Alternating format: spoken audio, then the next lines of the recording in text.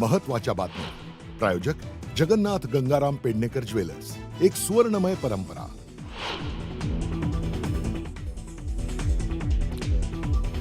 हिरवेचा फणा काढतात त्यांना ठेचा. महिला अत्याचारांच्या 100 केसेसमध्ये 100 आरोपी जिहादीस. अजित पवारांच्या नोटीस नंतरही संग्राम जगतापांची वादग्रस्त विधानं सुरू. ठाण्यातील पाणी, वाहतूक कोंडी आणि खराब रस्त्यांच्या मुद्द्यावरनं मनसे आणि ठाकरेंच्या शिवसेनेचा मोर्चा. थेट महानगरपालिकेवर मोर्चा धडकणार. मोर्चाच्या पार्श्वभूमीवर ठाण्यात बॅनरबाजी.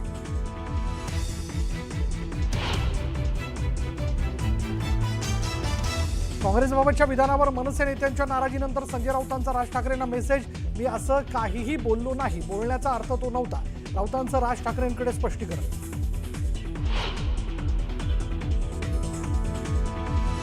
कार अपघात प्रकरणी गौतमी पाटीलवर गुन्हा दाखल करा. नोटीस पाठवूनही चौकशीला हजर न झाल्यानं गुन्हा दाखल करावा. जखमी रिक्षा चालकांच्या वकिलाची मागणी.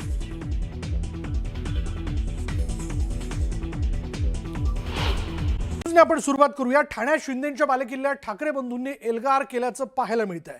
ठाकरेंची शिवसेना आणि मनसेकडनं संयुक्त मोर्चा काढला जातोय. ठाणे शहरातील पाणी समस्या, वाहतूक कोंडी समस्या आणि रस्त्यातील खड्ड्यांच्या प्रश्नांना अनुसरून हा मोर्चा असणार आहे. शरद पवारांची राष्ट्रवादीही या मोर्चात सहभागी झाली आणि या मोर्चात शिवसैनिक आणि मनसैनिक हजारोंच्या संख्येनं उपस्थित आहेत.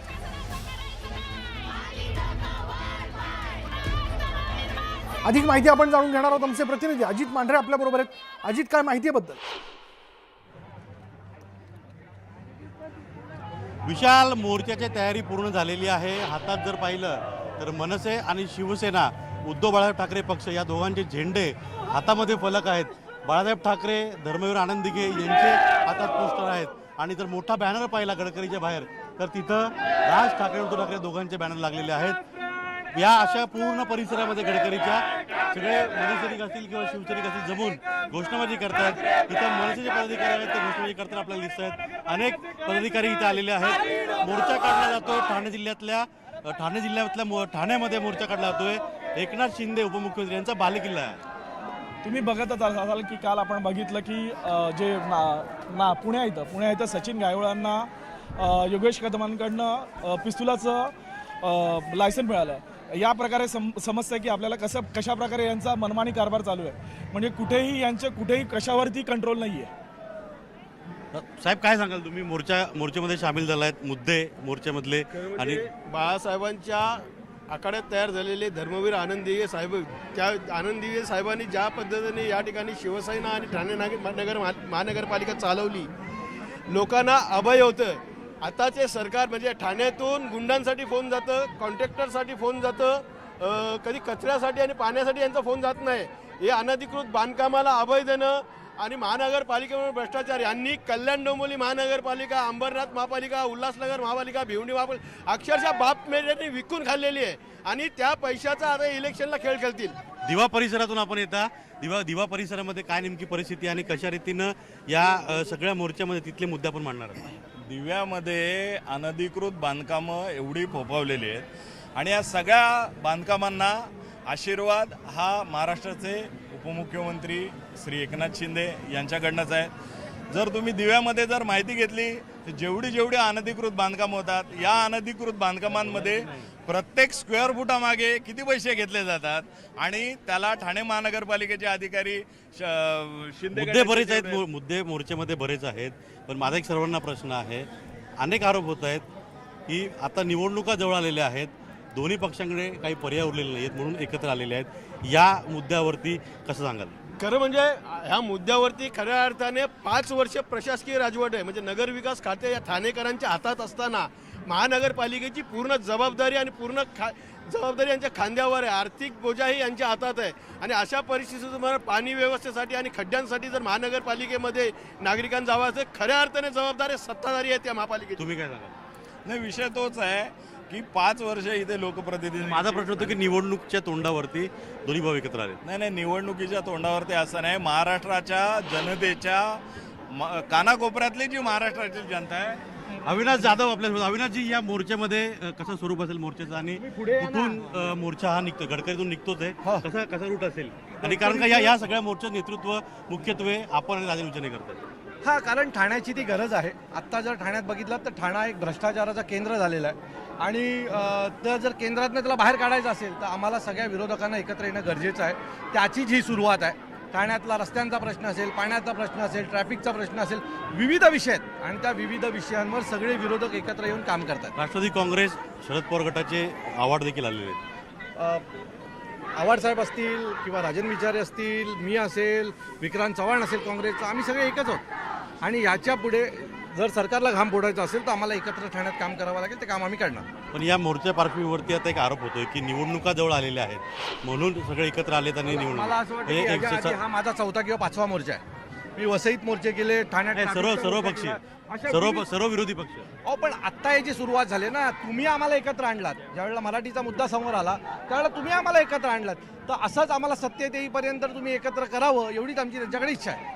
मनसेचा म्हणजे राज ठाकरे उद्धव ठाकरे एकत्र अनेक वेळा मुंबईत आलेत. कौटुंबिक कार्यक्रम असेल किंवा मराठीचा मुद्दा घेऊन वरळीला एकत्र आले होते.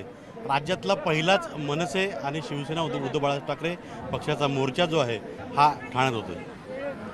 नाही, एक आनंद वाटतो याच्याकरता की आजही एवढ्या तुम्ही बघत असाल तर प्रचंड समुदाय ठाण्यातला रस्त्यावर उतरलेला आहे आणि हा मोर्चा काही तुम्ही त्याला युतीचा मोर्चा किंवा युतीच्या संदर्भातल्या काही बातम्या याच्याविषयी बोलण्यापेक्षा ठाणेकरांना गेले अनेक दिवस अनेक महिने जो त्रास होतो आहे याच्यावर ही ठाण्यातली जनता रस्त्यावर उतरलेली आहे आणि मला तो लोकांचा प्रश्न जास्त महत्त्वाचा वाटतो की मुख्यमंत्रीपद ठाण्याने भूषवलं, उपमुख्यमंत्रीपद ठाणं भूषवतंय.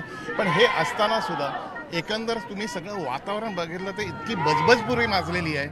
रस्त्याची असेल, ट्रॅफिकची असेल किंवा शिक्षणाची असेल किंवा कॉन्ट्रॅक्टची असेल, या सगळ्या पार्श्वभूमीवर पाण्याची असेल, कुठल्याच गोष्टीत एकही मागच्या 5, 7, 10, 15 वर्षात तुम्ही काही करू शकला नाहीत. हा प्रक्षोभ आहे आणि प्रक्षोभाचा हा मोर्चा आहे.